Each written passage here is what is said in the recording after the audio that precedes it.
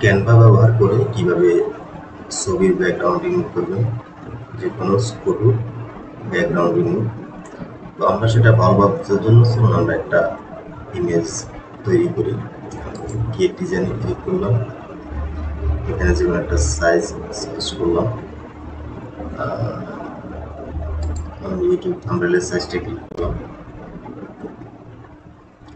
তারপরে আমাদের একটা ইমেজ নিলাম। তো এখানে আমরা দুইটা ছবি নিয়ে নিই।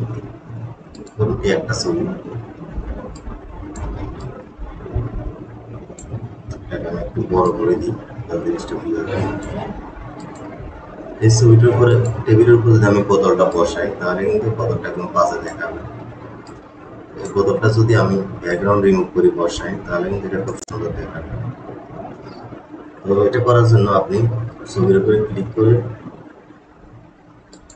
এডিট ইমেজে ক্লিক করবেন, করার পরে দেখবেন প্রথম যেটা মিউজিক স্টুডিও আন্ডারে ইজি রিমুভার, ইজি রিমুভার এটাতে একটা ক্লিক করলে চলে গেছে আমাদের ব্যাকগ্রাউন্ডটা। এখন আমরা বোতলটা টেবিলের উপরে বসাই দিতে পারতেছি, ঠিক আছে। ছবির উপরে ক্লিক করবেন, আমরা আরেকবার রিভিউ করি। ছবির উপরে ক্লিক করবেন, এডিট ইমেজে ক্লিক করবেন, করার পরে ইজি রিমুভার এখানে ক্লিক করবেন, ঠিক আছে। তাহলে কিন্তু ইমেজটা চলে যাবে, ব্যাকগ্রাউন্ড রিমুভ হয়ে যায়, ঠিক আছে। এটা আসলে এটাকে আরো কমাতে বাড়াতে পারবেন।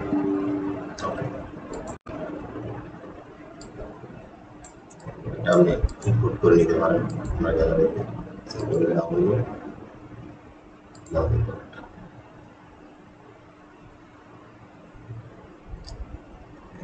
গ্যালারি